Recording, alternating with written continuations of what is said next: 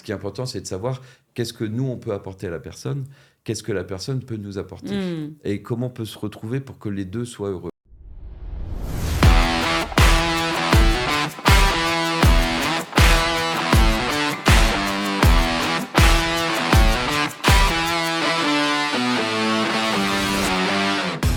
Bonjour Étienne, Bonjour Alexandra, je suis ravie de te recevoir. J'étais ravie de voir que c'était toi le prochain invité.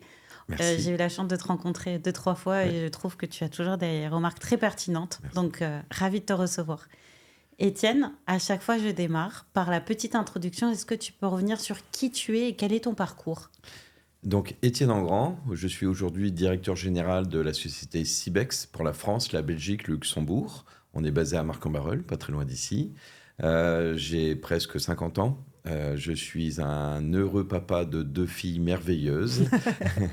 Qui je suis, en fait, comment je me suis formé. Ouais, Je dirais qu'il y a énormément de valeurs qui ont été transmises par des parents formidables, énormément de valeurs aussi qui ont été inculquées par le sport. Voilà, si je prends ça, je prends mon père comme exemple souvent, qui m'a appris en fait le courage, qui m'a appris la résilience, qui m'a appris que c'est pas parce qu'on ne sait pas le faire qu'on ne va pas y arriver, ok. qui m'a aussi transmis beaucoup de valeurs d'humilité, de persévérance. Ma mère qui a été une maman formidable, très aimante, qui m'a accompagné, qui m'a soutenu, qui est encore toujours là chaque fois que je la vois. Enfin, c'est un moment de ressources. Le sport, j'ai beaucoup joué au tennis. Ouais, Le tennis, c'est apprendre des valeurs comme par exemple, eh bien, si tu veux gagner, il faut juste être bien préparé, un bon entraînement physique, avoir un bon matériel bien prêt. On est sur le court, il y a des règles, on ne triche pas, on ne change pas les règles. Et si on veut gagner, il faut juste mettre la balle une fois de plus dans le court que l'adversaire. Et donc, il faut juste avoir un plan tactique, il faut avoir un bon tempérament. Et donc, c'est aujourd'hui ce que j'ai appliqué pas mal, même dans ma vie professionnelle de ouais. tous les jours. Donc ça, c'est rigolo de voir comment ça se regroupe. Voilà un peu qui je Ok, suis. super. Donc pour le off, je vais le dire, normalement je raconte jamais, mais on s'est eu un petit quart d'heure hein, Ouais, pour préparer cet enregistrement. ouais, Et tu m'as effectivement dit, moi je vais faire le parallèle avec le tennis parce que ouais, ça a été très fort pour moi, les valeurs du tennis. J'ai ouais, su les appliquer en fait dans tout mon parcours ouais. et j'ai trouvé l'analogie hyper intéressante. Et donc tu en parles déjà un petit peu, mais effectivement, pour avoir joué un peu au tennis, il y a ce côté effectivement performance, mais aussi mental. On peut être meilleur, mais le jour du match. Ouais, Et je trouve que Nadal ou Federer nous ont montré à quel ouais, point le mental était important. C'est essentiel. vraiment quelque chose qui est important chez toi et sur lequel tu te nourris au quotidien.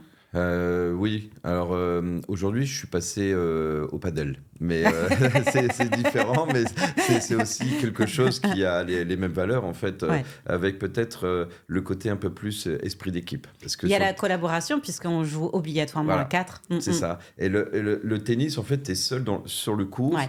Tu dois vraiment être concentré. Tu dois avoir des sensations aussi. C'est-à-dire qu'en fait, pour réussir un coup, il faut sentir la balle, il faut sentir la raquette, etc. Il faut être bien préparé physiquement. Il faut avoir un mental où tu es concentré. Et ça, c'est aussi quelque chose qui m'a beaucoup apporté parce qu'en Mm. fait, la concentration est importante. L'aptitude. Il ne faut jamais montrer une faiblesse à l'adversaire. Mm. Et donc, il faut aussi analyser ton adversaire, parce qu'en fait, tu ne vas pas jouer de la même manière avec une personne et une autre. Donc ça, c'est aussi apprendre à s'adapter en fonction de la personne que tu as en face de toi. Le paddle, c'est aussi quelque chose de formidable. Aujourd'hui, je suis devenu un grand passionné de paddle. Tu es une équipe. Mm. Il y a le joueur de droite, le joueur de gauche. Le joueur de droite prépare le point pour que le joueur de gauche le finisse. Ok. Et donc, il y a vraiment une répartition des rôles, etc. On apprend en fait que c'est pas comme au tennis, on ne joue pas aussi fort, on ne joue pas aussi rapide, on doit jouer avec beaucoup plus de tactique, de placement, etc. Avec les Euh, éléments autour. ouais. Et puis, alors ce que je préfère au tennis par rapport au paddle, par rapport au tennis plutôt, c'est que en fait, c'est aussi le nouveau golf relationnel, j'allais dire. C'est-à-dire que on a souvent tendance à dire qu'au golf, on établissait un réseau, Tout à et fait. au paddle, c'est extraordinaire en fait le réseau qu'on peut élargir. Parce Développer, qu'en ouais. fait, tu fais un tournoi, il y a 14 équipes, ça veut dire qu'il y a 28 personnes. il y a de grandes chances que tu repartes en connaissant 20 personnes à la fin de l'après-midi. Donc c'est assez rigolo et j'ai maintenant développé beaucoup d'amitiés en fait provenant du padel. Ah, génial. C'est, Je crois même que le dernier recrutement que j'ai fait, c'est pas je crois bien, c'est ça. Le dernier recrutement que j'ai fait, c'est une personne avec qui je joue au paddle, où j'ai aimé en fait les valeurs de la personne. C'est une personne qui n'avait pas forcément un background que j'aurais remarqué sur un CV papier, classique.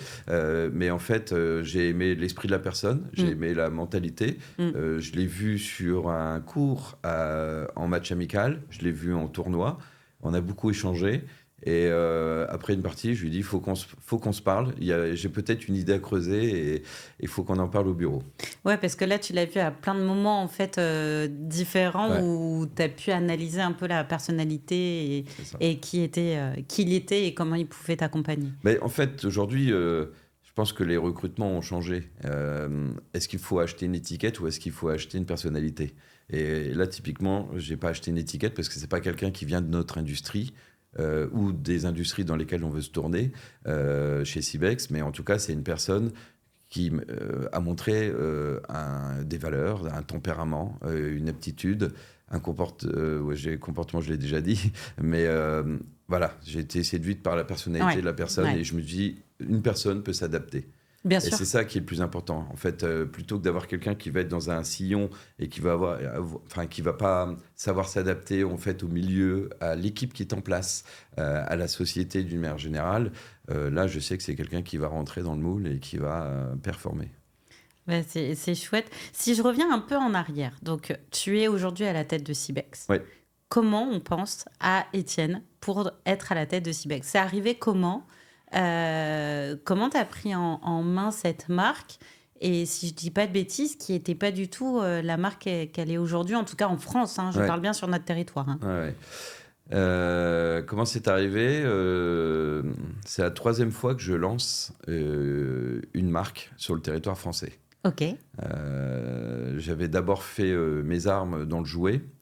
La puriculture, c'était pas forcément mon industrie, c'était pas mon marché.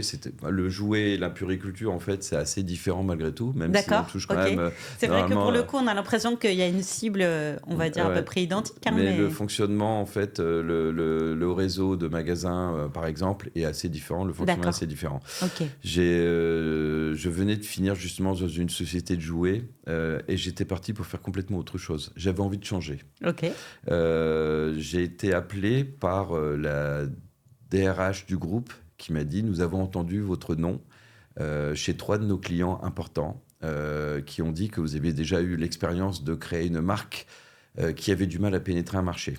ok, Quand je parlais du goût du challenge qui m'était transmis par mon père, voilà, je voulais pas y aller, mais ils m'ont challengé en me disant, il y a plusieurs personnes qui ont essayé. On a essayé avec une filiale, on a essayé avec un importateur-distributeur, on est revenu sur la filiale, puis on est revenu sur l'importateur-distributeur, et on n'y arrive pas. Donc en fait, est-ce que vous voulez bien rencontrer Martin Post, le fondateur de Cibex?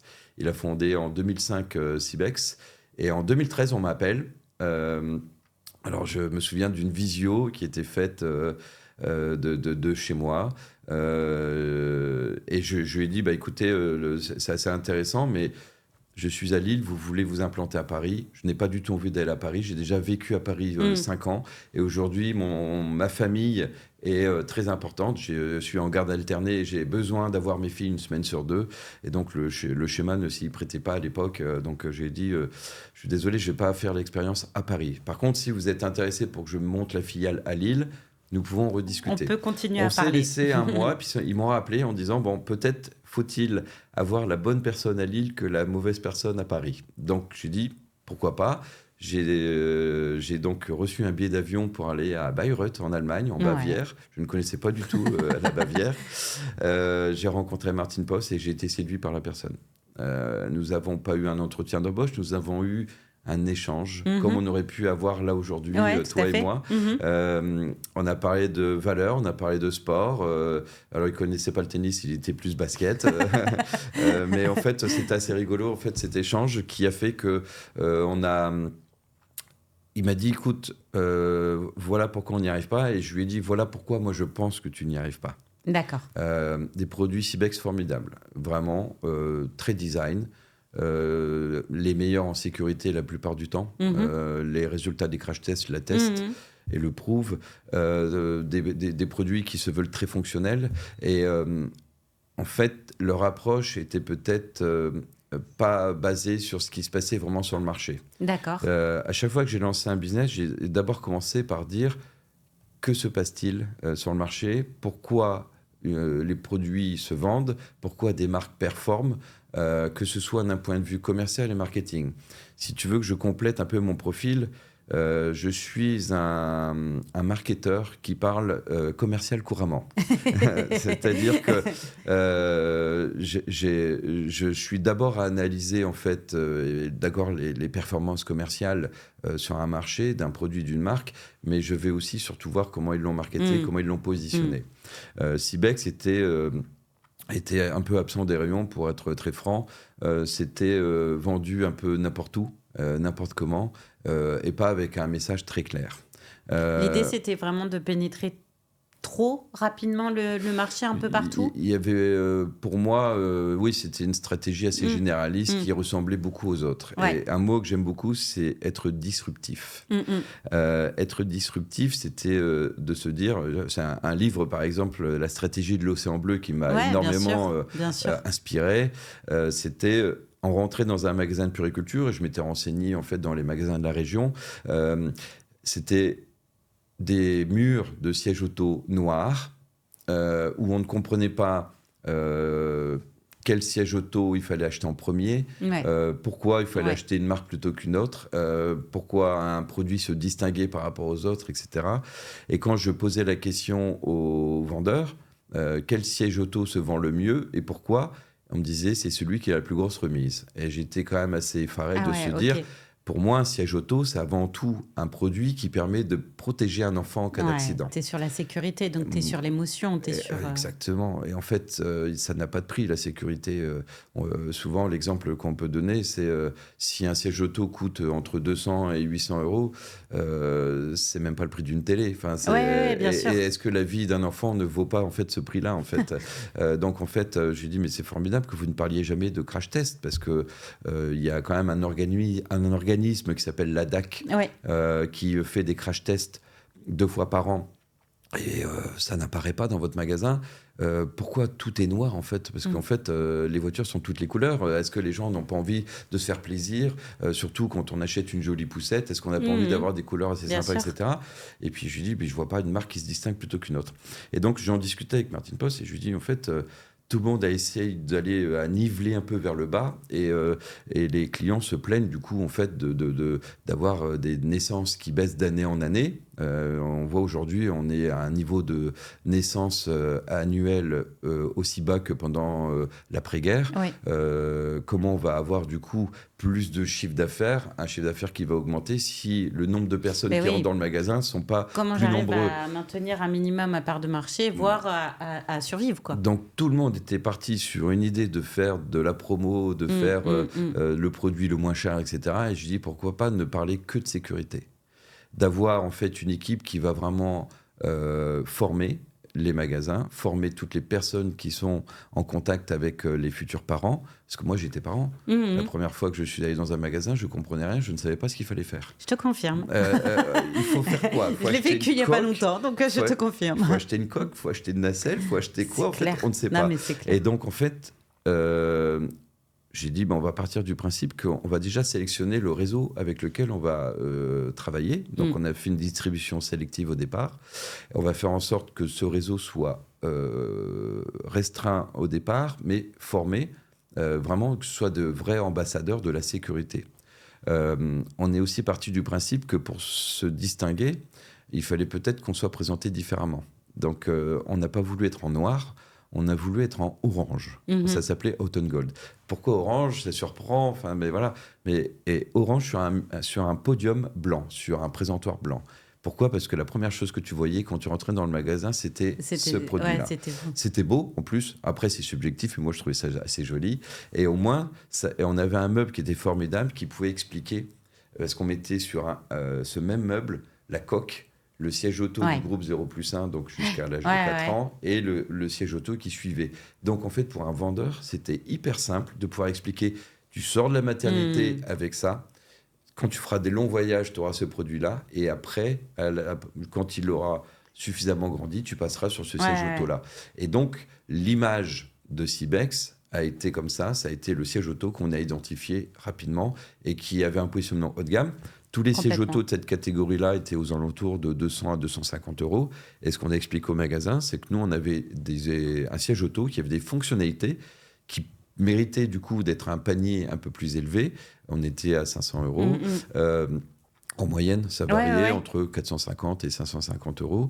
Mais on pouvait expliquer pourquoi on était à un positionnement un peu plus haut de gamme. Et on avait l'avantage, en plus, d'avoir un concurrent qui était aussi à ce niveau-là, qui a pu justifier que le niveau de prix était cohérent par rapport aux fonctions du produit. Et comme on avait apparemment un petit avantage, parce qu'on était un peu plus pratique, un peu plus ergonomique, du coup, on a commencé un succès grâce à ce produit-là. Après, c'était aussi une autre manière de marketer. J'avais des concurrents qui étaient déjà établis depuis des années, avec des budgets de communication qui étaient conséquents. Quand tu démarres un business, t'as pas de budget marketing. T'as pas ce budget-là, en tout cas, c'est sûr. De base, un budget marketing, c'est toujours un pourcentage du chiffre d'affaires que tu as. Et quand tu n'as pas de chiffre d'affaires, tu n'as pas de budget. Bien sûr. Et donc, est-ce qu'il fallait prendre les grands magazines et puis faire des pages de pub, des photos statiques? J'ai dit, c'est quand même dommage parce qu'en fait, on doit avant tout parler de sécurité auto. Et je me suis dit, il faut parler de bouche à oreille. Quand on va avoir un enfant, souvent, c'est la future maman qui a envie de se renseigner auprès de sa maman. Si elle peut le faire, de renseigner auprès de ses amis, etc. De ses amis, donc, pour moi, en fait, c'était déjà ces personnes-là, peut-être qu'il fallait leur parler. C'était aussi de lui parler à elle, mais de manière très authentique. C'est-à-dire qu'on a voulu recenser en fait les personnes influentes. Alors aujourd'hui, on les appelle les influenceurs, mais c'était pour moi influente et prescriptrice. C'est-à-dire des personnes qui étaient capables en fait de donner des conseils, des recommandations. Et donc pour ça, on a contacté des personnes qui avaient une audience sur les réseaux sociaux et on a voulu leur dire on ne veut pas une collaboration commerciale basique. Vous allez être parents. Si vous voulez bien nous faire confiance, on vous propose de tester nos produits et vous direz avec vos mots, vos émotions, ce que vous pensez des produits. Donc oui, tu étais vraiment précurseur là sur un influenceur finalement. Sur une approche, parce qu'à l'époque, on parlait même de Hello Coton. Bien sûr, on parlait pas des réseaux sociaux qu'on a aujourd'hui. On a commencé un petit peu avec Facebook à l'époque, vous savez, ses heures de gloire.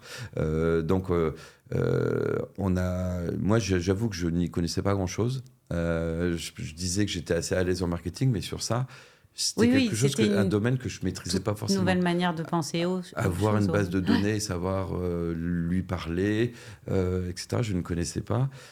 Donc, en fait, l'idée, quand je suis arrivé, c'était aussi de recruter une personne. Et je vais te surprendre, une personne qui n'avait jamais fait de marketing. Ok. Qu'est-ce qui t'a séduit alors dans le fait de trouver quelqu'un pour devenir ta responsable marketing, mais qui n'en avait jamais fait? Une directrice marketing n'a jamais fait de marketing, ça peut exister. Moi, je lui ai dit, tu sais faire quelque chose, tu étais commercial pour mes clients de base de données, donc de construction de base de données, un peu de consulting en réseaux sociaux.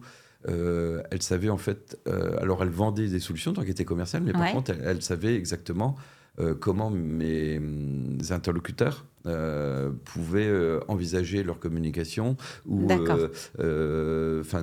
voilà, vraiment avoir des connaissances, de savoir une base de données, à quoi ça sert, comment on la qualifie, comment on l'évalue, etc. Et je lui ai dit, ça passe entre nous, on a eu un entretien qui a duré 2h30, on s'entend bien, on va être un super duo commercial.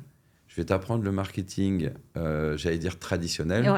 Bon, elle l'avait appris à l'école, hein, mais bon, je vais dire, on va vraiment entrer dans le vif du sujet, etc. Et toi, tu vas m'aider sur tout ce que je ne connais pas. Et ça, en fait, c'est, si tu veux, l'évolution de Cybex et de tout mon recrutement en général, c'est de pouvoir trouver des personnes qui me sont complémentaires qui sont experts dans un domaine que je ne maîtrise pas. Ok. Et moi, je pourrais du coup partager peut-être mon savoir, mes expériences et les accompagner sur d'autres domaines.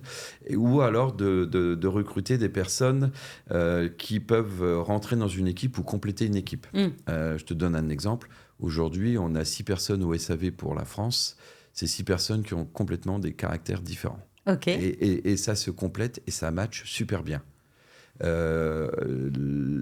Aujourd'hui, on essaye d'avoir dans toutes les équipes vraiment cette mixité, ce melting pot en fait, de personnalité, de caractère. Et là, aujourd'hui, si je reviens aussi, quand tu as ouvert Cibex en France, Belgique, tu avais tout de suite les 3 territoires? Non.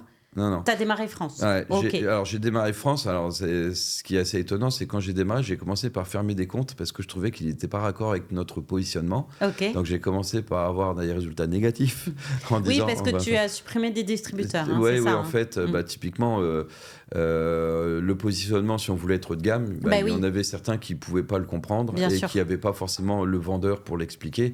Et donc, ce n'était pas le positionnement. On a plusieurs gammes. On a une gamme Platinum, une gamme Gold et une gamme Silver.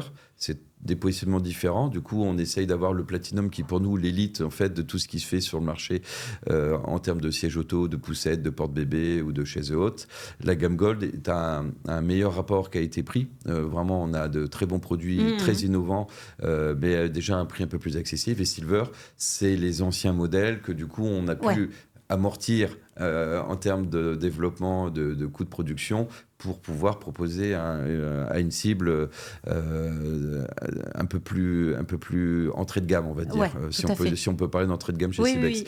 Mais donc du coup, on a commencé par essayer déjà du coup de refaire la distribution et de présenter que la gamme Platinum. On s'est focalisé que là-dessus, c'est-à-dire qu'on ne communiquait jamais sur une gamme Gold. On préférait vraiment rentrer par l'élite. L'image qu'on voulait dégager de Cibex, c'était ça.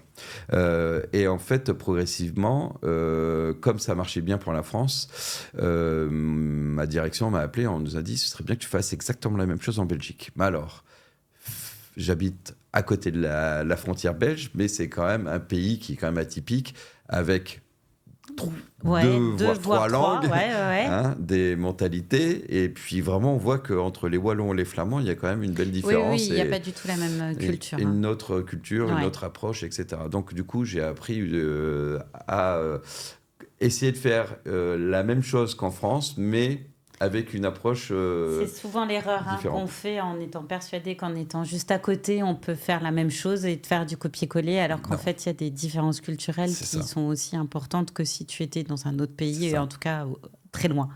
Et juste pour reprendre, 2013, tu reprends, tu as combien de personnes avec toi? Une assistante en 2013. Ouais. Pendant 6 mois. Elle est même venue travailler chez moi parce qu'on n'avait pas de bureau au départ. On a eu des bureaux au bout de 2-3 mois, le temps de les trouver, d'emménager, etc. Donc on a commencé par un petit bureau de 100 mètres carrés qui faisait showroom, bureau et réserve, on va dire. Ma directrice marketing est arrivée au mois de janvier. Donc j'ai commencé le 1er avril et au mois de janvier, la directrice marketing est arrivée. D'accord. J'avais déjà des commerciaux. J'avais 3 commerciaux avec moi parce que ça faisait partie de la stratégie. Oui, bien sûr. De dire, une fois qu'on a ouvert un compte, on va dire, pris une commande, je voulais que dès que les produits étaient réceptionnés, que les commerciaux aillent former pour être sûr que tous les vendeurs soient bien formés. Et donc, on a commencé comme ça. Aujourd'hui, nous sommes 48. Donc, ça fait quand même une grosse différence. Donc, on a commencé par 100 mètres carrés de bureau. Progressivement, on s'est dit, on est un peu à l'étroit parce qu'on s'est retrouvé vite à 5 dans la même pièce et ça commence à être compliqué. Du coup, on a commencé par prendre un showroom qui permettait du coup de passer d'une petite pièce à un grand open space et les produits étaient à part. Au bout de 2 ans, on a installé le service après-vente en France pour apporter un meilleur service à nos clients. Parce que comme on veut être premium, bien sûr. Du coup, en fait, il faut un service après-vente premium. Donc, très rapide, très efficace, très flexible. Et puis, surtout, quand on a un problème avec un siège auto, qu'est-ce qu'on fait pendant ce temps-là avec l'enfant si on veut le transporter. Donc, du coup, il faut qu'on soit rapide et efficace. Donc, du coup, on a pris progressivement dans le business park à Wascal. On a pris un autre bureau, on s'est retrouvé avec 3 bureaux différents, on a fini avec 4 bureaux différents.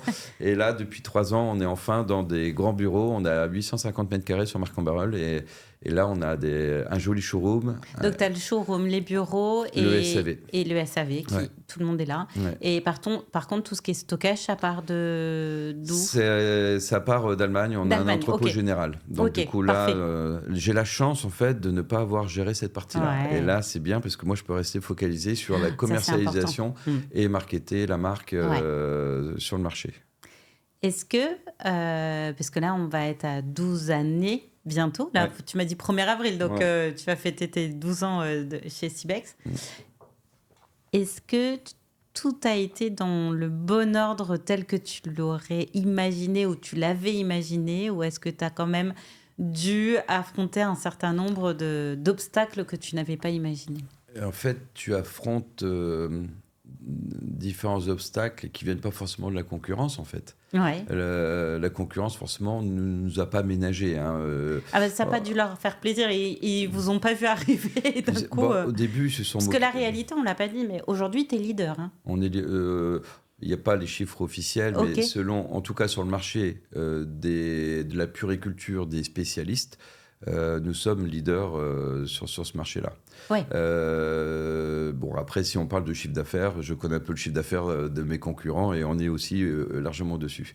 Donc en très peu de temps. Parce que donc c'est comme quand je disais, ils t'ont pas forcément vu arriver, c'est une réalité quand même. C'est une réalité. En fait, au début, ça faisait déjà plusieurs années que Cybex essayait de pénétrer, puis ça ne marchait pas. Le positionnement qu'on a eu, se sont au début moqués de nous. Bien sûr. Après, ils ont commencé à nous critiquer. Et après, ils nous ont attaqués. D'accord. Et après, on a gagné. Ok. Tu connais le dicton là-dessus. En fait, c'est ça, c'est que au début, ils disaient c'est fou en fait, ils vont pas y arriver en fait. Ce qu'ils vont faire, ils vont pas y arriver. Et donc c'est pas grave. En fait, tu vois le tennis, tu dois être focalisé. Tu dois regarder ton cours et que ton cours. Si tu commences à regarder ce qui se passe autour, si tu commences à être embêté par les spectateurs qui peuvent éventuellement se moquer ou être mauvais joueurs parce qu'ils applaudissent les fautes que tu peux faire, etc. Tout à fait. Eh bien, en fait, on est toujours parti du principe qu'on ne répondait pas, en restant focalisé sur ce qu'on devait faire. Et aujourd'hui, voilà, je parle aussi énormément de respect dans nos valeurs. Aujourd'hui, on respecte énormément nos concurrents. Je pars du principe qu'en fait, il y a de la place pour tout le monde. Et qu'il faut de la concurrence. Parce que je t'ai même dit qu'à un moment donné, un concurrent était venu en frontal sur notre positionnement. Et c'était bénéfique, en fait. C'était bénéfique, positif pour nous, puisqu'en fait, c'était à nous d'être meilleurs. Et c'est ça le tennis. Si on gagne, c'est parce qu'on a été meilleur. Bien sûr. Et donc, c'est qu'on a été avec un ascendant psychologique, avec une meilleure technique. Mais tu as besoin d'un adversaire pour être meilleur. Et donc, tu as besoin de te confronter. Donc, en fait, la concurrence ne me fait pas peur, me plaît, parce que ça anime et ça excite un peu mon goût du challenge. Ouais. Mais du coup, au début, c'était forcément... On était le plus petit stand et on était le stand qu'on ne visitait pas. Et donc, il disait, mais n'importe quoi, il fait n'importe quoi, puisque en fait, il est parti sur ce positionnement bizarre, le orange. Mais qui va acheter du orange ? Ils étaient tous noirs, toi, tu étais blanc et orange. Et alors, tu vois, chez Cybex, on fait aussi beaucoup de communication. Si on veut développer notre notoriété, tu vas sur les réseaux sociaux, tu peux utiliser la notoriété de personnalité. Donc, on a fait des collections spéciales, des collections fashion. Ces collections, en fait, c'est notre gamme Platinum classique qui est revisitée par une personne où c'est nous-mêmes qui pouvons la designer et être vraiment sur une thématique, sur une idée, sur les inspirations. Les ailes, par exemple. Jérémy Scott, voilà, c'est ça, Jérémy Scott. C'est un partenariat, Jérémy Scott, où en fait, ça nous permet en fait, de nous affirmer en tant que précurseur dans la mode. Parce que Jérémy Scott, c'est quand même quelqu'un qui a bousculé énormément un peu le monde, ce monde-là, qui a apporté beaucoup pour moi, qui est quelque chose de très une personne très influente. En fait, bizarrement, Jérémy Scott, en fait, il a une base de données qui est très riche, une audience qui est très riche, une communauté, et il a beaucoup d'amis. Et donc, en fait, quand tu fais un lancement avec Jérémy Scott, le produit, il plaît ou il plaît pas, c'est parce que c'est pas grave. Nous, c'est clairement affirmé. On veut quelque chose qui est dérangeant, qui bouscule, qui se fait remarquer. Qui est remarqué, tout à fait. Voilà. Et en fait, les médias adorent parce que ça produit du contenu. Les journalistes disent génial, on a quelque chose à raconter. Ça nous permet je crois qu'il y a eu peut-être quand même beaucoup de relais là-dessus. de plus en plus, Ouais. de plus en plus. C'est-à-dire qu'aujourd'hui, typiquement, là, en ce moment, on est sur des opérations au Louvre avec des galas de charité dans le monde de la mode. Pourquoi on irait là-bas, nous, au Louvre? Enfin, c'est assez étonnant. Une société qui fabrique des sièges auto se retrouve là-bas. Jeremy Scott, il a aussi des amis très connus. Et du coup, c'est assez facile de lui dire, enfin, pour lui de dire, tiens, prends ça pour ton enfant, prends cette poussette pour ton enfant. J'adorais que ton enfant soit dans la poussette que j'ai designée. Et bien, en fait, le jour où on lance une série, la dernière fois, il a donné ça à Usher. Il a donné ça à Destiny Child et à d'autres chanteurs, par exemple, d'autres groupes. Et on a fait 80 millions d'audience ce jour-là.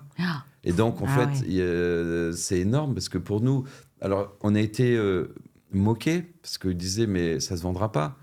Mais ils n'ont pas compris. L'idée, c'est pas forcément que ça se vende. L'idée, c'est que. Oui, tu as été vraiment sur un terrain où personne n'avait osé aller. C'est ça. En fait, l'idée, c'est d'attirer l'attention, c'est d'affirmer une personnalité, peut-être aussi. Et en fait, ils ne comprennent pas quand on a Jeremy Scott, on a eu DJ Khaled. Ils disaient pourquoi DJ Khaled? Quel rapport? Mais DJ Khaled, déjà, en fait, on est raccord en termes des valeurs. Il a des valeurs famille qui sont très fortes. Et en fait, c'est quelqu'un qui, aux États-Unis, est hyper connu. Donc, nous, si on veut ouvrir une filiale aux États-Unis et qu'on commence à travailler certaines collaborations avec des personnalités comme lui, c'est 200 millions de personnes qui peuvent nous voir en un coup. Et c'est ça l'idée. Et alors, c'est aussi quand on est en magasin... on fait des vitrines. Moi, je me souviens, il y a 12 ans, je décorais moi-même des vitrines. Je mettais des stickers sur ces vitrines. Les gens s'arrêtaient pour prendre des photos. Parce que c'était étonnant de voir. C'est pas le petit... Ça sort du lot. La petite peluche traditionnelle, le petit lit de bébé classique en bois, etc. Là, d'un coup, on avait un truc flashy avec des hamburgers, des frites sur des autocollants. Et les produits en eux-mêmes, même la première fois que je les ai vus, j'ai dit... je vais m'asseoir un peu parce que c'est quand même très, très étonnant. Et en fait, il y a beaucoup de concurrents qui nous ont dit mais ça ne se vendra jamais. Et on leur a dit si ça se vend, ce sera une super nouvelle. C'est pas l'objectif principal. Et puis en fait, ça a marché. Non, on a parlé de toi. On a parlé de nous. Enfin, on a parlé de la marque. On a parlé de la marque. On a pu aller aussi dans des lieux qui étaient super étonnants. Quand tu vois, le dernier lancement qu'on a fait, c'est la collection La Parisienne, qui est une collection qui a été faite en hommage à la haute couture, Coco Chanel, Yves Saint Laurent. Tout à fait. On a privatisé le jardin du Ritz pour reproduire un kiosque de journaux parisiens et mettre la poussette à l'intérieur et inviter 50 personnalités extraordinaires. Ça t'ouvre les portes à des magazines prestigieux. Et aujourd'hui, on fait partie des pages de gala sur les sorties parisiennes. Donc, en fait, ça élève la marque à un niveau qui est assez étonnant, qui est disruptif par rapport à tout ce qui se fait sur le marché, en fait. Pareil, d'un point de vue, et puis après, je vais te poser d'autres questions par rapport à ça, mais j'ai souvenir aussi, moi, encore une fois, quand j'ai cherché la bonne poussette pour mon fils, je suis tombée sur toutes les keynotes. Vous faites des keynotes, quoi. Enfin, je crois pas que d'autres marques te présentent en 30 secondes chaque poussette pour te montrer... Maintenant, ils le font. Le font. Donc, nous, tu vois, je l'ai pas vu sur les autres sites. Oui, ils le font aussi. Nous, on a fait des choses qui étaient assez étonnantes. Et j'ai trouvé ça canon, tu vois. Mais toi, quand on parle d'être disruptif, c'est qu'au moment du Covid, par exemple, on avait un salon international de la puriculture qui était à Cologne. Déjà, en fait, on avait beaucoup de discussions parce que le nombre de personnes qui visitaient chaque année était quand même en décroissance. Donc, on se dit, c'est quand même un investissement assez colossal. On avait le plus gros stand, on avait 2000 mètres carrés de stand. Donc, en fait, ça a quand même un sacré coût. Et plus ça va, au début, je venais tout seul. Donc, c'était un billet d'avion, un hôtel. Aujourd'hui, si je dois venir avec mon équipe, c'est minimum 20-25 personnes. Donc, les coûts ne sont plus les mêmes. Donc, on n'est plus dans les mêmes, dans les mêmes perspectives, dans les mêmes critères pour et le même budget, quoi. Le même budget. Et en fait, on s'est dit, mais pourquoi on prendrait, vu que le salon cette année est annulé, pourquoi on ne prendrait pas ce budget pour construire un showroom expérientielle. Ouais, c'est ça. Aujourd'hui, c'est comme en magasin. Avec ce qui se passe aujourd'hui sur les nouvelles méthodes de consommation, aujourd'hui, on achète beaucoup plus facilement sur le web. Et le confinement a aidé justement à accélérer Bien sûr. la croissance ou bouleverser les habitudes d'achat. Donc en fait, on s'est dit, on va faire un show magnifique de 2000 mètres carrés en Allemagne. Et ce qu'on va faire, c'est qu'on va inviter nos clients. Et ça nous permet en fait, plutôt que d'avoir un salon où ils visitent 15 stands par jour, comment ils peuvent être focus Bien et sûr. retenir tout Bien ce qu'ils sûr. voient. C'est impossible. Le cerveau humain ne peut pas ingurgiter autant d'informations, etc. Là, on s'est dit, ils viennent chez nous, on s'occupe d'eux, on les chouchoute. Ça leur permet en plus d'avoir une bouffée d'air, en fait, de Mais changer oui, non, mais d'air par carrément. rapport à ce qui se passe en magasin, de sortir un peu de leurs problèmes. On les change de contexte. C'est un showroom où il y a... C'est magnifique parce que tu rentres, tu as déjà les collections fashion qui sont présentées, dont on a 5-6 qui sont présentées. Génial. Après, c'est une ambiance où tu as une moquette beige magnifique, il y a de la musique, il y a des différentes expériences sensorielles, j'allais dire, mais il y a des odeurs, il y a une fontaine d'eau au début quand on arrive, etc. Enfin, c'est assez... une belle expérience déjà de visiter ce showroom. Ça nous permet d'expliquer notre stratégie, ça nous permet de discuter avec eux, ça nous permet en fait après d'avoir des petits groupes où on peut présenter les produits de manière un peu plus poussée, etc. Et donc ça, c'est le genre de choses, je trouve aujourd'hui, qui fait que on a surpris. On a un peu changé la manière d'aborder peut-être la relation avec le client. Et c'est quelque chose aujourd'hui qu'on a essayé de mettre en place. Alors des fois c'est à Lille, des fois c'est en Allemagne. Là en ce moment on est en train de refaire complètement le nouveau showroom. D'accord. Et donc du coup je pense que d'ici la fin d'année on fera une petite visite en Allemagne. Et ça peut être ça peut être aussi aller au siège social pour montrer aux journalistes des résultats de crash test. On a notre ligne de crash test. Ah. Donc ça veut dire qu'on peut amener les journalistes automobiles, les journalistes qui traitent ce genre de sujet, et du coup de leur faire vivre l'expérience d'un crash test. Parce qu'aujourd'hui, un crash test de voiture, c'est une chose, mais un crash test d'un siège auto, surtout quand nous, on a lancé un siège auto doté d'un airbag, il fallait leur montrer comment ça marchait. Bien et sûr. donc c'est une expérience extraordinaire de pouvoir le vivre en direct et de pouvoir entendre le bruit de ce crash test, en fait.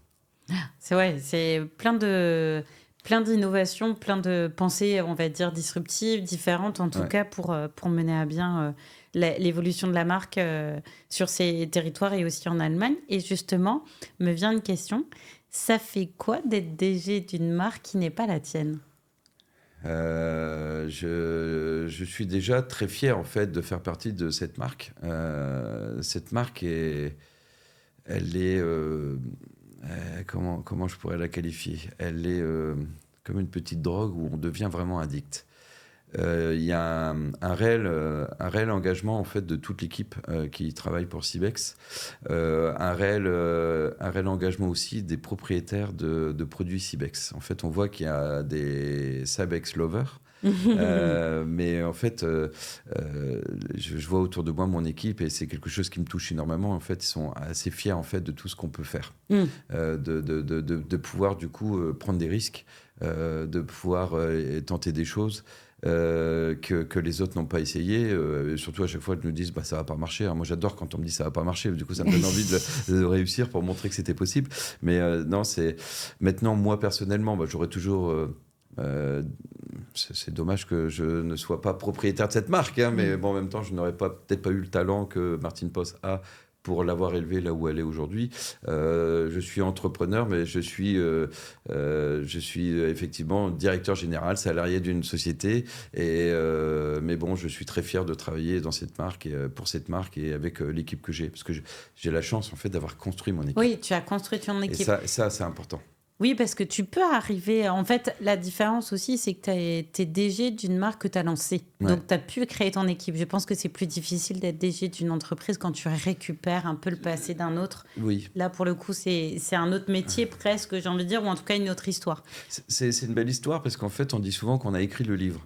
Et j'aime à penser que quand j'aurai des petits-enfants, je pourrais leur raconter l'histoire de Cibex, qui, je pense, sera toujours une grande marque, et qui, parce que forcément, Cibex, c'est de la puriculture, mais on essaye d'étendre aussi sur d'autres industries. Et donc, je pense que c'est que le début de l'histoire de Cibex. On a écrit les premiers chapitres. Donc, il y a encore beaucoup de choses à écrire, en fait. Et la culture de Cibex, les valeurs de Cibex en Allemagne sont les mêmes que celles que tu prodigues Ouais. sur tes territoires aussi.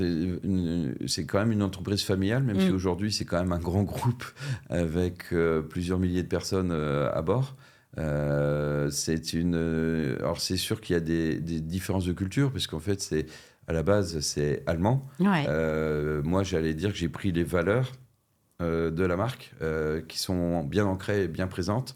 Une valeur familiale, sur le respect, sur l'amour, sur la passion, sur l'innovation, et que j'allais dire traduite en français. D'accord. C'est-à-dire que ça a été même la première conversation que j'ai eue avec mon N+1, c'était de lui dire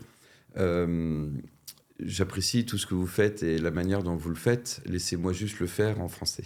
D'accord. Et ça voulait tout dire, en fait. C'est que, typiquement, dans les cultures, un client français, de temps en temps, il aime bien être un peu choyé, invité au resto, ou peut-être juste boire un verre de vin. Attention à l'alcool. Hein. L'abus d'alcool est dangereux pour la santé. Mais en fait, on a quand même le côté bon vivant qu'il y a beaucoup moins dans la culture germanique. Donc, nous, on est beaucoup dans l'émotion. Ouais. Pas trop, ils sont très factuels. Oui, oui, oui. Et donc, moi-même, j'ai dû apprendre à peut-être la manière dont j'interagis au niveau des réunions européennes, etc. Au début, j'ai dû faire attention à ne pas être trop émotionnel. On est très latin à vouloir beaucoup expliquer, justifier, que l'allemand n'est pas du tout, en fait. Donc, en fait, c'est assez rigolo. Bon, après, j'avoue que je me suis dit, je vais affirmer qui je suis, en fait, et qui sont les Français. Donc, en fait, le stéréotype même du français complètement assumé dans ma manière d'être, dans ma manière de faire, etc. Et ils savent que, par exemple, que si on va là-bas et que pour le déjeuner, ils n'ont rien prévu, je vais forcément avoir un mot en disant « Nous, Français, nous avons besoin de manger quelque chose le midi. » Et quelque chose de conséquent. Ça sent le vécu. Et sur un marché comme celui sur lequel est Cibex, justement, avec, comme tu l'as dit, justement, hein, une baisse de la natalité. Donc, ça nécessite, j'imagine, un certain nombre de réflexions et de nouvelles pensées et stratégies. Tu en as un petit peu parlé en disant que vous alliez toucher d'autres marchés. Je ne sais pas si c'est vraiment des marchés, mais en tout cas d'autres produits. C'est la raison pour laquelle vous le faites aussi, cette baisse de la natalité? Alors, il y a un vrai contexte. Hein. C'est la baisse de la natalité, c'est l'augmentation du marché de l'occasion. Oui. Mine de rien, Le Bon Coin et Vinted se sont aujourd'hui bien organisés et aujourd'hui prétendent pouvoir vendre ce genre de produits. Donc, c'est déjà aussi une chose sur laquelle on doit travailler. C'est d'expliquer aux parents qu'il ne faut pas continuer à mettre un enfant dans un siège auto qui est impliqué dans un accident. C'est ce que j'allais dire, le siège auto. Pourtant, il y a quand même beaucoup d'articles et d'infos qui tournent sur le fait, s'il y a bien un seul des articles qu'il ne faut pas acheter en occasion, c'est bien le siège auto. Ça, un casque de moto, c'est la même chose. Hein. On dit toujours, n'achetez pas un casque d'occasion parce que vous ne pouvez pas avoir la traçabilité, mais c'est exactement la même chose pour un siège auto. Un siège auto impliqué dans un accident de 10 km/h ne peut plus être utilisé. Ouais. Donc, en fait, là, ces derniers temps, on a des actions comme, par exemple, participer au mondial de l'auto où on ne nous attendait pas du tout. Et en fait, on a montré, avec un simulateur, un accident à 40 km/h d'un enfant qui n'était pas attaché. On a expliqué, du coup, l'intérêt, en fait, d'avoir encore un siège auto à 6 ans. Parce que maintenant, les parents pensent qu'à partir de 6 ans, on doit pas forcément... On a beaucoup d'airbags dans la voiture, on est protégé, tout va bien. Mais non, on montre là, justement, les risques que l'on peut avoir. Et donc, aujourd'hui, on doit déjà continuer à progresser sur le marché de la puriculture, sur les produits existants, en essayant de dire continuez à acheter du neuf. Bien sûr. Parce qu'en fait, en plus, nous, nos produits, tous les 18 mois, sont améliorés. C'est-à-dire que le siège auto d'aujourd'hui est déjà bien meilleur que celui qu'on avait il y a 18 mois. Et pourtant, il a le même nom, mais ils ont été améliorés. On peut améliorer le design, on peut amener le confort, mais on peut surtout amener la sécurité. Encore plus. Et surtout qu'il y a aussi une durée de vie sur un siège auto. Donc ça aussi, il faut pouvoir l'expliquer aux parents. On voit encore des sièges auto qui sont vendus en braderie, qui datent de Mathusalem. Et en fait, ça, c'est à proscrire vraiment. Bien sûr. Après, notre position aujourd'hui de leader fait qu'à un moment donné, sur le siège auto, j'allais dire sur la coque, sur le siège auto de 0 à 4 ans, on commence à arriver quand même à un moment donné, on prend des parts de marché chaque année, mais on a un marché qui est à peu près à moins de 10%. L'année dernière, on était encore en progression à 2 chiffres, mais à un moment donné, tu sais que tu vas avoir atteint tout leader pic. est en haut de la vague. À un moment donné, il doit se dire comment je peux faire pour encore faire grandir cette vague, en fait. Donc, on a fait, par exemple, développer une nouvelle catégorie, les chaises hautes. Ouais. On a la chance d'avoir des chaises très design. Et en fait, le positionnement, c'est pas juste une chaise pour mettre un enfant dedans. C'est une chaise qui peut compléter le design que vous avez dans votre salon. D'accord. Tu as peut-être un salon et une salle à manger qui est design, qui a des jolis meubles, etc. C'est quand même dommage de mettre une chaise en plastique dedans qui va dénoter un peu par rapport à ce que tu as essayé de faire. Et donc, on a par exemple fait le salon Maison Objet là en janvier. On a fait exprès de ne pas présenter un siège auto ni une poussette. On a présenté Sibex comme fabricant de meubles design pour enfants. D'accord. Donc c'est un nouveau positionnement. L'idée, c'est bien sûr de vendre ça sur le secteur de la puriculture, mais d'aller sur d'autres secteurs et peut-être d'aller sur le secteur du meuble. D'accord. Et donc, en fait, là où peut-être on n'avait pas des clients qui pensaient l'inclure, peut-être, je parle à un architecte. Bien sûr, un architecte d'intérieur qui va proposer une table, de jolies chaises. Et ben, s'il voit qu'il y a des futurs parents ou des jeunes parents, il va pourquoi penser, pas inclure en fait ce produit-là. Donc ça fait partie des projets de croissance sur de nouvelles catégories, aussi sur de nouveaux marchés. Et en fait, on a aussi d'autres familles qui vont être développées bientôt. Super. Progressivement. C'est pour ça que je te disais tout à l'heure que Sibex ne sera pas que en puriculture. Tout à fait. En fait, aujourd'hui, on part du principe qu'on n'a aucune limite. On n'a aucune limite à partir du moment où on a un savoir-faire, à partir du moment où on a toujours la même passion pour développer sous le principe du design, de la sécurité, de la fonctionnalité, les produits. Enfin, on est capable de tout.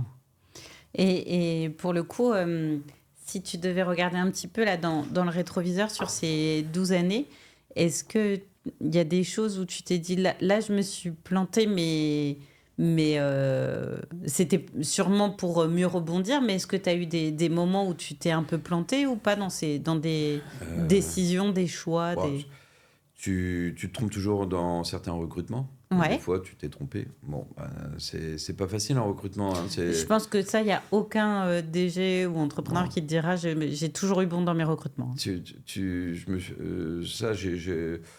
eu quelques expériences. Tu te trompes peut-être de fois en faisant en prenant un risque en fait. Hein. Si tu prends pas de, il y a que quand tu prends pas de risque que tu te trompes pas. Il y a que tu peux te tromper aussi sur un lancement de produit parce que tu as programmé à une date un événement précis puis en fait le produit n'est pas prêt à temps parce qu'en fait on sait jamais.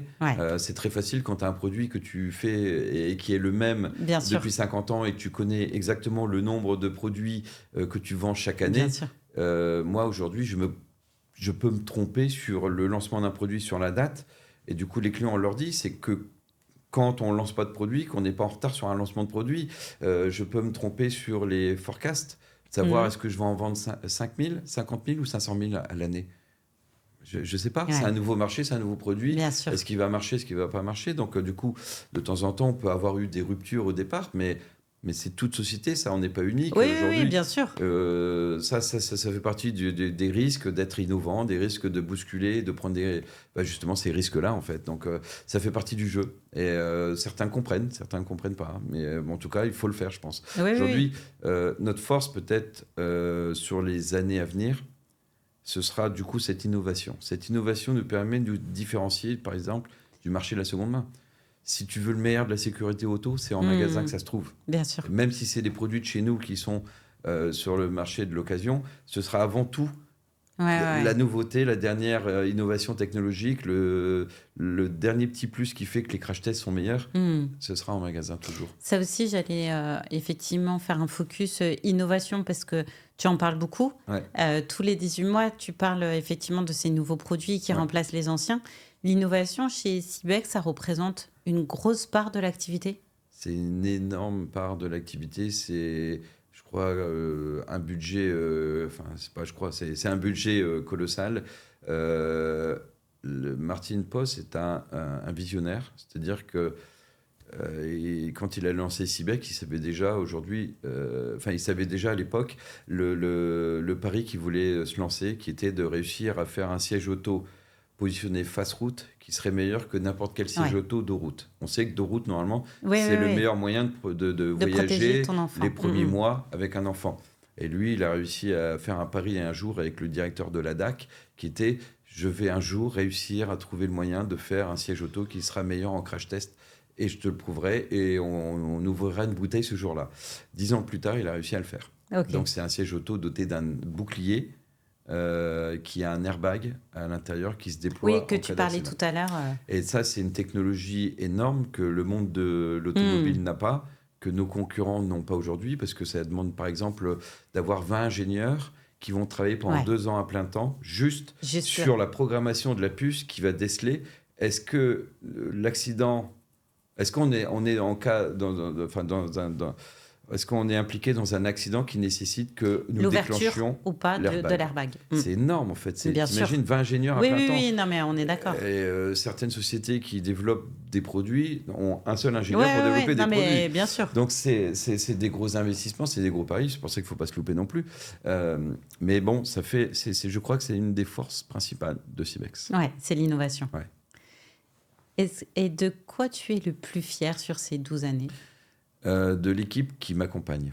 Ouais. C'est marrant, hein. Et tu vois, dès que tu vas m'en parler, je vais avoir même de l'émotion. Parce qu'en fait, c'est une équipe qui est engagée, c'est une équipe qui est fidèle. J'ai quand même des personnes qui sont là depuis très longtemps, des personnes qui sont très loyales, des personnes qui me font plaisir quand ils rient au bureau, quand on prend un petit déjeuner le matin. En fait, aujourd'hui, c'est devenu presque une tradition. En fait, c'est que dès que tout le monde est arrivé, on va dans la cuisine et puis on passe un moment ensemble. Typiquement, dernière réunion au mois de janvier, je les ai emmenés tous au padel. Et ils ont joué le jeu. Ok. Et il y en a qui ne connaissaient pas, il y en a qui n'avaient pas envie de jouer, mais j'ai respecté. Du coup, on a amené des Bien jeux de sûr, oui, société oui, pour le chacun faire, etc. fait. Et en fait, c'est quelque chose que j'essaie de cultiver, c'est l'esprit d'équipe. Ouais. C'est la cohésion d'équipe. C'est ça qui est très importante. Des forces de vente, j'en ai géré. Mais là, j'ai une force de vente qui n'est pas en concurrence. Ouais. Il y a de l'émulation. Et ils ont envie forcément Ce d'être qu'on meilleurs appelle l'un la que l'autre. compétition saine. Et ça, c'est ça qui est vachement important. Toutes les personnes qui viennent chez nous aujourd'hui, en fait, nous disent tout ce que vous avez annoncé en fait pendant l'entretien s'avère vrai. Il y a une ambiance, il y a une atmosphère. Alors forcément, il y en a qui au bout d'un moment ne rentrent plus dans le moule. Oui, mais ça, peut j'ai arriver. envie de te dire, c'est quelque chose d'humain et normal. C'est humain, et ça, c'est l'authenticité. Et en fait, c'est quelque chose, on en parlait au téléphone la dernière fois, c'est même sur ma manière de recruter. Ma manière de recruter est complètement différente de ce que j'ai pu faire dans les autres sociétés. C'est-à-dire qu'aujourd'hui, la première chose que je dis à la personne, c'est j'ai envie de savoir déjà si je vais avoir envie de prendre un café avec toi le matin. Donc, je voudrais juste que tu me parles comme tu vas me parler dans 2 mois quand tu seras dans la société. Donc, en fait, on va se tutoyer tout de suite parce qu'on se tutoie. Ouais. Donc, en fait, voilà, comment être plus authentique que de se dire, on va pas jouer un jeu. Moi, si tu as une question, je vais te répondre à la question, même si je sais que potentiellement, elle va te déranger. Ma réponse va te déranger ou elle risque de te faire hésiter sur le fait de venir ou pas. Mais il vaut mieux que la personne vienne en sachant pourquoi elle vient et qu'est-ce qu'elle va y trouver dans cette société. Comme ça, au moins, elle n'est pas déçue, elle n'est pas surprise de manière négative, elle peut être surprise parce que dire c'est vrai tout ce qu'il a dit, en fait, ça se passe vraiment, etc. Ça se passait comme ça, même mieux que si quelqu'un me demande est-ce qu'il y a beaucoup de déplacements quand on est commercial, je vais lui dire oui, parce que en fait, les régions sont quand même larges, etc. Du métier. Et si la personne me dit, parce que moi, je ne suis pas très fan de conduire, je ne suis pas très fan de dormir à l'hôtel de temps en temps, je préfère lui dire, voilà, en fait, ce que font les autres. Donc, tu sais, est-ce que tu es prêt à le faire ou pas à le faire, plutôt qu'elle arrive, puis qu'elle se rende compte en fait, qu'elle n'a pas du tout envie de le faire. Oui, bien sûr. Donc, l'entretien est un peu comme ça. Et aujourd'hui, mes entretiens, c'est par exemple, je me fous de ce qu'ils ont fait comme étude. Parce qu'en fait, c'est pas ça qui, moi, m'a fait. Bien sûr. Ah, mais je comprends complètement. je suis assez autodidacte en fait dans mon expérience j'allais dire de lanceur de marque sur les marchés. Si tu as envie en fait d'apprendre quelque chose, il n'y a rien qui t'en empêche. Non, mais tu le fais à l'intuition. À l'intuition, Ouais. tu le fais parce que tu as un feeling avec la Ouais. personne.